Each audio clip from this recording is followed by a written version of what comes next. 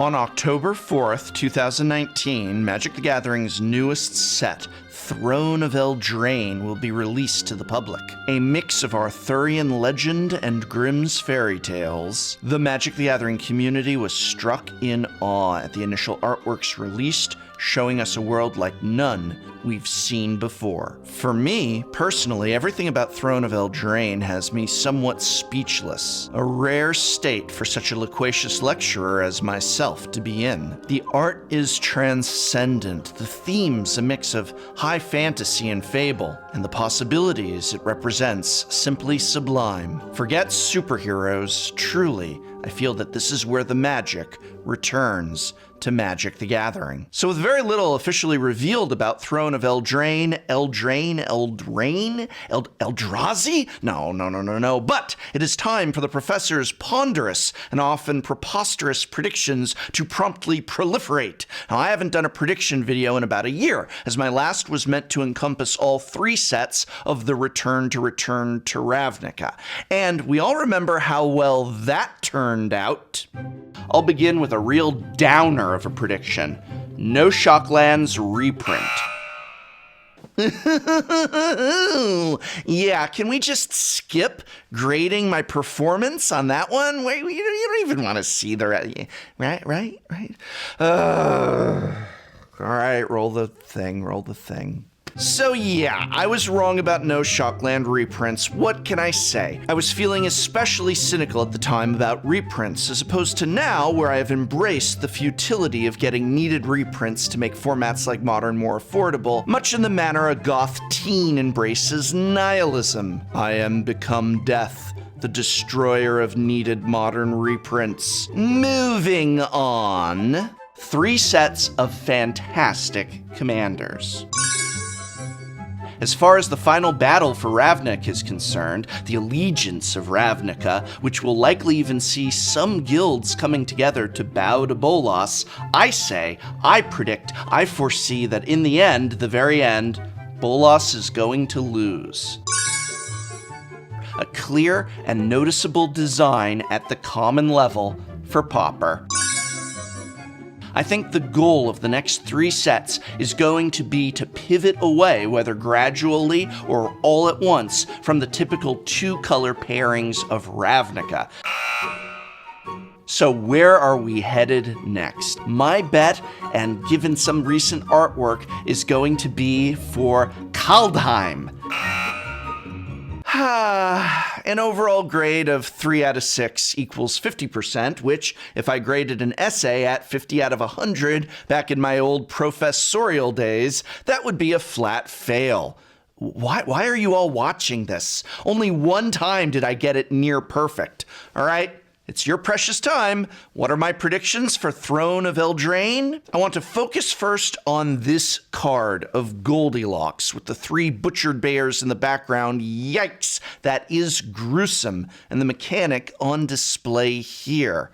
Whatever it is Goldilocks does, there's some option to do something else for 7 mana. 7 mana, playing it safe, are we, R&D? I better make it cost 7. So how does this mechanic work? Well, the frame distinction says to me this is different from just an activated ability. We see it like a storybook, and this mana cost seems to indicate that the page has turned. So what happens next is what this card seems to be doing, this mechanic seems to be embodying. Whatever it does, I think it will be a one-use ability. I'm reminded of Amonkhet's Aftermath effect, that took place once a card had been placed in the graveyard.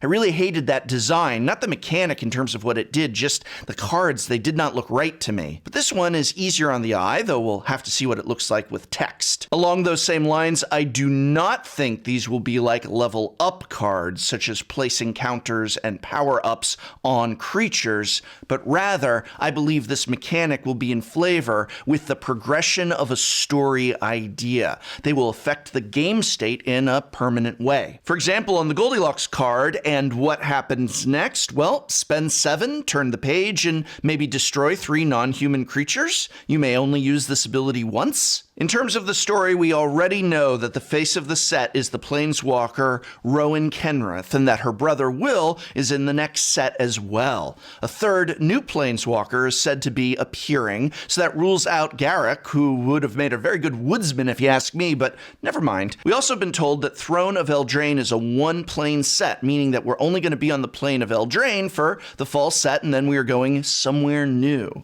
So my prediction, given all of this, is no Gatewatch members or plot of the Gatewatch even hinted at. A full palette cleanse. War of the Spark was Magic the Gathering's Infinity War / Endgame, and as we prepare for the next phase of our interplanar multiverse storyline, it's time to take a break and do something both radically different and also radically detached from the Marvel-like plots that have been encompassing us since the rise of the Gatewatch.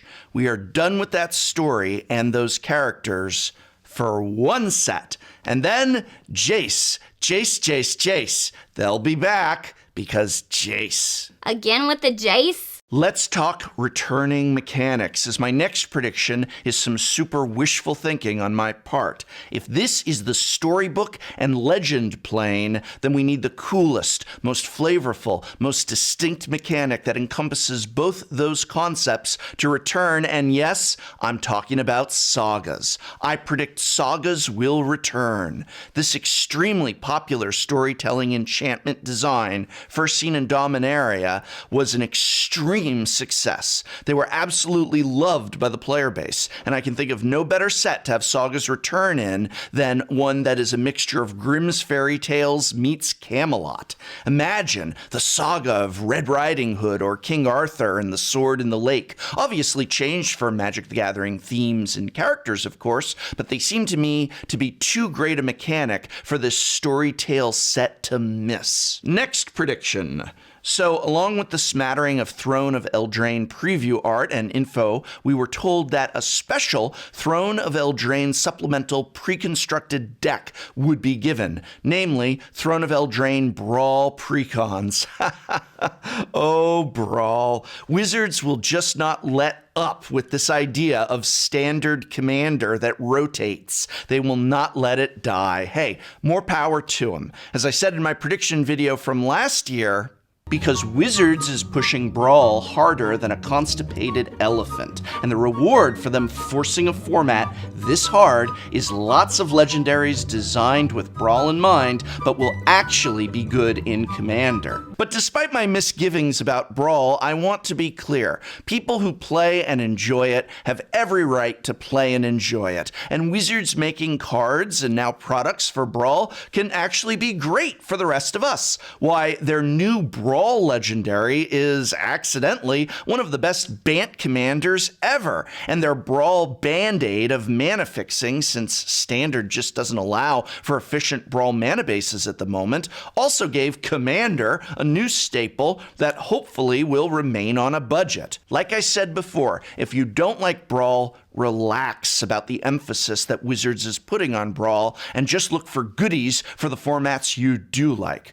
So here's my bet for these Brawl exclusive cards. I predict the Brawl emphasis means Throne of Eldraine exclusive Brawl cards will make use of the, wait for it, great for multiplayer, Monarch ability. I mean, it's called Throne of Eldraine after all, isn't it? And so, as a result, we will see a return of the best multiplayer mechanic in years, Monarch. If true, Commander players are not the only ones who get to rejoice, because if they put that Monarch mechanic on potential commons, that could be of interest to Pauper players. Monarch very strong in Pauper. Hey, even Legacy likes that Monarch mechanic. So, formats that aren't Brawl can still benefit from this Brawl push. All right, since Throne of Eldraine is just going to be one set on Eldraine, then what happens next?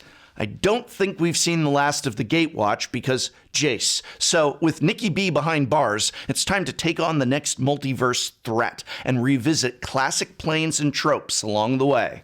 My prediction is that the next set is the beginning of a new, distinct, ongoing Gatewatch arc. I think we're doing New Phyrexia, but we're going to start small. A one-off set at a returning plane. Yes, I am guessing we will see 3 one-off sets. We've got the one-off set in the fall with Eldraine, one-off set in winter, and then in spring, with winter and spring starting the next big epic battle of New Phyrexia. But we're going to start small. We're not on New Phyrexia. We got to just get little hints and whispers and get the gang back together. We're going to start on a familiar plane called, I'm guessing, Theros. See, we got to go back to Theros to get Elspeth back. Maybe see a cameo from Gideon's ghost and begin the quest for Koth.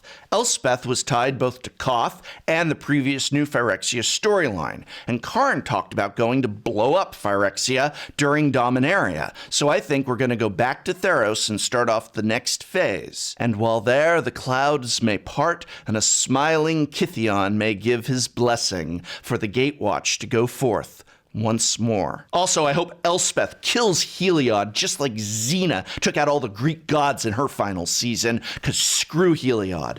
He stabbed her with her own sword.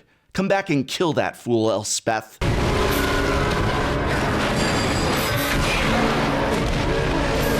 But now I want to hear from you. What predictions do you have for Throne of Eldraine? What do you expect to see in this set and why? Let me know in the comments below. And remember, whether you are buying singles, whether you are buying accessories, whether you are buying packs or bundles, when it is possible, when it is reasonable, try and spend that money where you spend time playing this great game. And that's at your local games store.